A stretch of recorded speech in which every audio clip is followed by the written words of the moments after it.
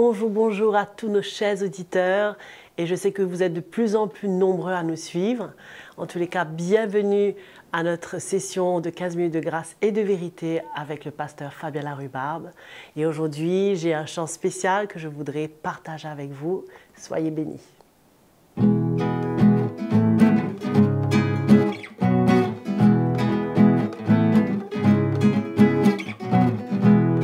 Je me réjouis dans le nom du Seigneur. Je me confie dans le nom du Seigneur. Je lève les mains dans le nom du Seigneur.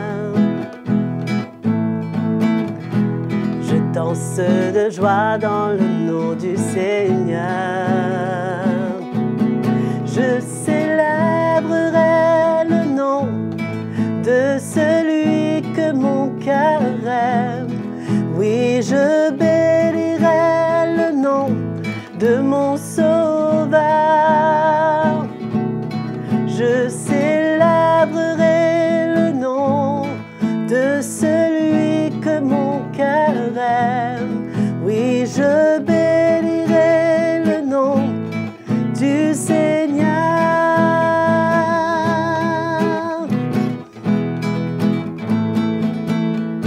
Du Seigneur. Alléluia, réjouissons-nous dans le Seigneur. Nous allons accueillir notre pasteur Fabien Larrubarbe. Bienvenue à ce programme de 15 minutes de grâce et de vérité. C'est avec joie que je vous retrouve pour continuer aujourd'hui dans notre 5e et dernier épisode sur les épîtres pastorales. Je remercie Joël de nous avoir conduits dans ce chant pour nous préparer à l'écoute de la parole du Seigneur, et ce qui nous emmène à notre thème d'aujourd'hui, le serviteur fidèle et ses devoirs. Nous voyons que dans ces temps de l'abandon de la foi, il y a beaucoup de consignes que Paul va dire à tous ses serviteurs, et Timothée et Tite, dans ses lettres, vont être mis devant leurs tâches. Et là, dans la première épître de Paul à Timothée, au chapitre 4, verset 1er, Paul déclare ceci, il dit « Mais l'Esprit dit expressément que dans les derniers temps, quelques-uns abandonneront la foi pour s'attacher à des esprits séducteurs, à des doctrines de démons, par l'hypocrisie de faux docteurs, portant la marque de la flétrissure dans leur propre conscience. » Nous avons vu dans les épisodes précédents les enseignements des faux docteurs avec leur doctrine qui consistait à dire aux gens de ne pas se marier, à ne pas manger telle nourriture, et alors que cela n'emmène rien, ne sanctifie pas les gens et n'emmène pas les gens au salut. Alors que Paul dit, mais tout cela doit être pris avec action de grâce. Et quand tout ce que Dieu est bon, rien n'est à rejeter, alors que tout est sanctifié par la parole et la prière. Le sacrifice de Jésus a tout accompli en ce qui concerne le salut de l'homme pour sa justice. Donc, c'est la croix de Jésus, le sacrifice de Jésus qui nous rend libres.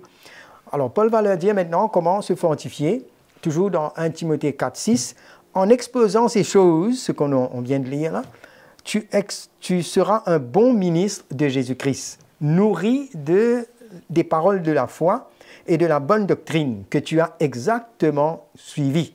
Nous voyons que là, Timothée et Tite, tout ça, ils ont eu une relation de soumission.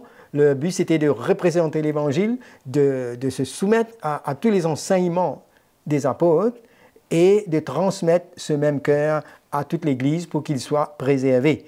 Et le seul moyen de garder l'Église contre ces hérésies, c'est en nourrissant le peuple de Dieu, en les instruisant selon la vérité de l'Évangile que l'apôtre Paul a reçu du Seigneur et a transmis. Nous voyons qu'il dit « Nourris des paroles de foi que tu as exactement suivies ». C'est une question bien importante de savoir, est-ce que nous suivons, est-ce que nos églises, est-ce que nous suivons exactement ces saines doctrines, ou est-ce qu'on a eu des mélanges? Je crois que c'est le temps de revenir à la source. Et toujours le verset 7 dans ce même chapitre, « Repousse les contes profanes et absurdes, exerce-toi à la piété. Car l'exercice corporel est utile à peu de choses, tandis que la piété est utile à tout, ayant la promesse de la vie présente et de celle qui est à venir. » Donc la marche de l'esprit dans la sainteté est plus utile, ses fruits vont durer pour l'éternité. Nous avons vu que les fausses doctrines mettaient l'emphase de mortifier la chair et tout cela. Et voilà l'exhortation et la marche de l'esprit. Timothée avait reçu la vraie doctrine sous l'autorité apostolique.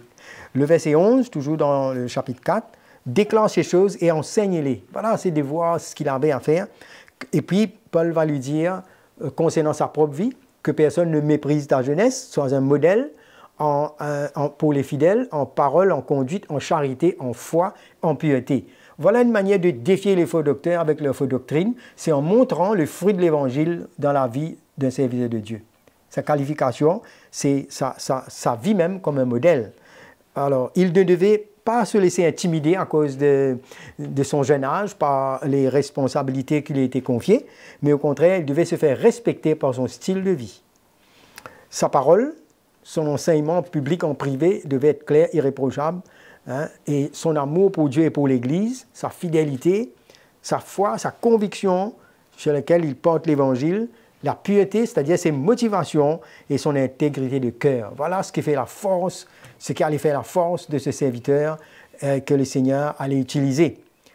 1 Timothée chapitre 6, verset 11, il nous dit « Pour toi, homme de Dieu, fuis ces choses et recherche la justice, la piété, la foi, la charité, la patience, la douceur. » Il lui dit « Combat le bon combat. Saisis la vie éternelle à laquelle tu as été appelé et pour laquelle il avait fait une belle confession en présence des anciens. » Alors là, il vient pour rappeler à l'apôtre Paul, à Timothée, son engagement, son appel, et il devait continuer sur ce chemin et ne pas se mélanger avec l'esprit du monde et les choses charnelles. Et au verset 13, il dit « Jusqu'à ce que je vienne, applique-toi à la lecture, à l'exhortation, à l'enseignement. Veille sur toi-même et sur ton enseignement.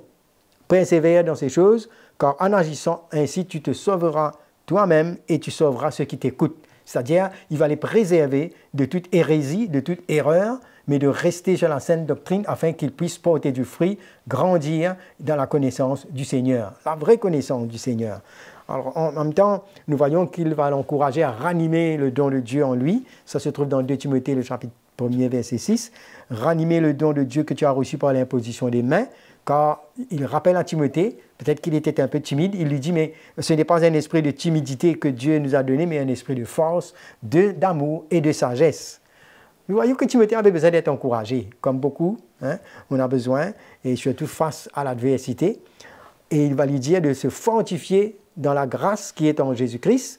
Dans 2 Timothée chapitre 2, verset 1er, toujours ces consignes, il dit, toi donc mon enfant, fortifie-toi dans la grâce qui est en Jésus-Christ, et ce que tu as entendu de moi, en présence de beaucoup de témoins, confie-le à des hommes fidèles qui soient capables de l'enseigner à d'autres. Là, nous voyons la vision de Paul, c'est que maintenant, il y a une autre génération qui vont venir aussi. Et Timothée devrait préparer le terrain et investir aussi la même vie, le même style de vie, dans la vie de ces hommes qui sont fidèles et qui pourront eux aussi enseigner à d'autres. Et en même temps, nous voyons, l'apôtre Paul va encourager Timothée à ne pas avoir peur de souffrir pour l'Évangile. Il lui montre qu'il y a un prix à payer. Tous ceux qui veulent vivre pieusement en Jésus-Christ passeront par là. Il lui dit dans 2 Timothée chapitre 2, verset 3, « Souffre avec moi comme un bon soldat de Jésus-Christ. » Un bon soldat. Il n'est pas de soldat qui s'embarrasse des affaires de la vie s'il veut plaire à celui qui l'a enrôlé. Et il parle de soldat, et donc quelqu'un qui va livrer sa vie pour ce qu'il croit, pour ce qu'il vit. Et en même temps, il va lui parler aussi d'athlète. C'est-à-dire, l'athlète n'est pas couronné s'il n'a combattu suivant les règles. C'est-à-dire que Paul est en train de montrer qu'il y a une discipline, qu'il y a une soumission, qu'il y a une manière de se conduire et il y a une manière de travailler. Parce qu'un athlète peut avoir des beaux muscles, peut courir, peut être applaudi par la foule, mais s'il ne combat pas, s'il ne combat pas suivant les règles, une foule peut applaudir, les gens peuvent acclamer. C'est comme ça que les serviteurs de Dieu ou dans l'Église, les gens peuvent acclamer, applaudir, faire tout ça, mais Dieu regarde à l'attitude, il regarde si on marche d'après l'esprit de l'Évangile. Ça, c'est très important. Et puis, il parle de laboureur, celui qui travaille avant de recueillir les fruits, c'est-à-dire que le laboureur, celui qui est patient, il y a un prix à payer, il faut attendre et il faut semer afin de voir l'Évangile prendre place et gagner du terrain. Et dans 2 Timothée, chapitre 2, verset 15, il dit « Efforce-toi de te présenter devant Dieu ». Très important. Le travail ne se fait pas devant les hommes. Le travail qui se fait, c'est de se présenter devant Dieu. Il dit comme un homme éprouvé, un ouvrier qui n'a point à rougir, qui dispense droitement la parole de la vérité.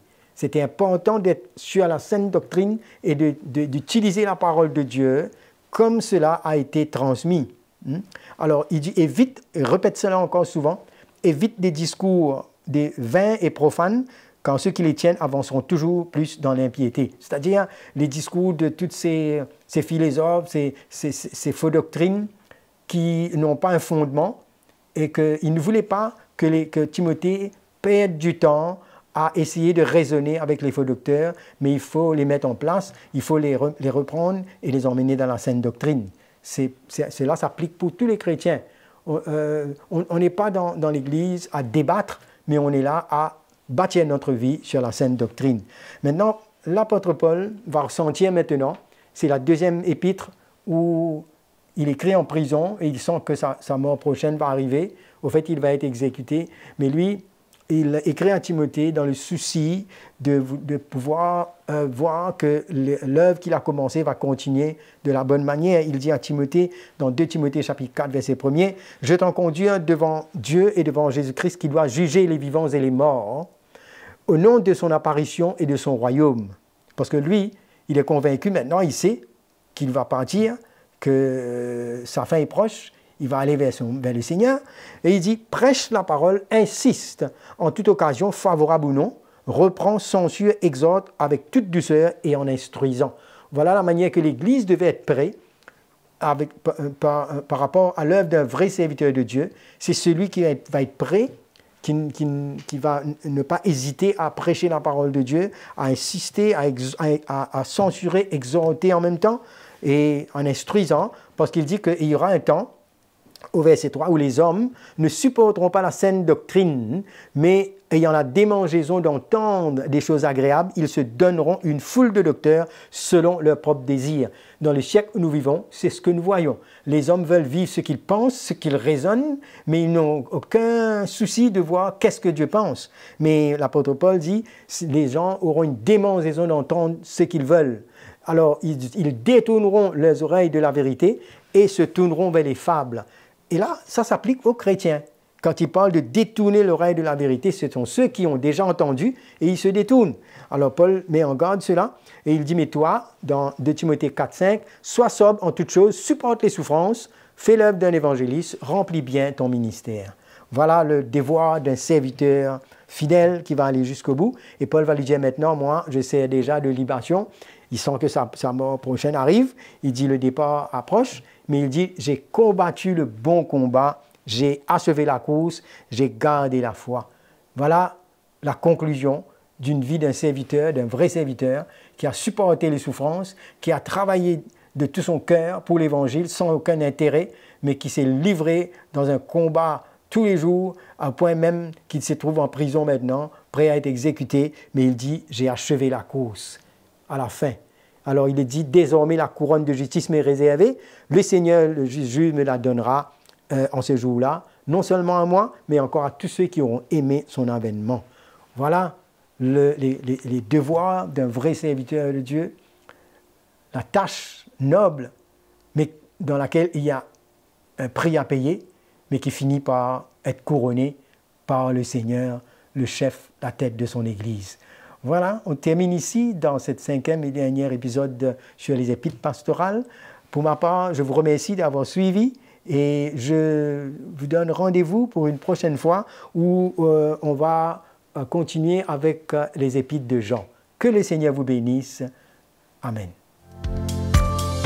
C'est une réelle joie de pouvoir entendre l'Évangile avec le pasteur Fabien Larrubarbe et je suis sûre que le Seigneur a d'autres choses en réserve pour nous.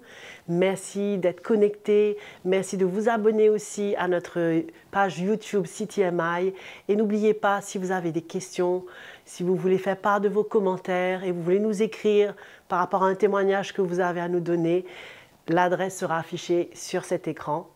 Merci de votre fidélité et à la prochaine.